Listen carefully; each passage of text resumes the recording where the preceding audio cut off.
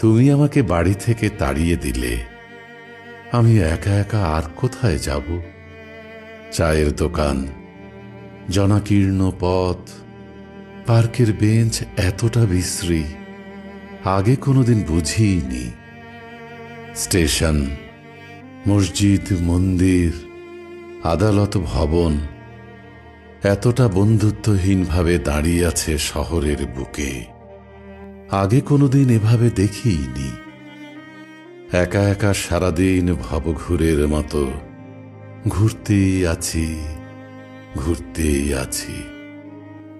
যাই হোক, যেহেতু আপাতত থাকার জায়গা নেই, ভাবছি একটু স্বাবলম্বী হলে তোমার কবরটা ভাড়া নেব আমি।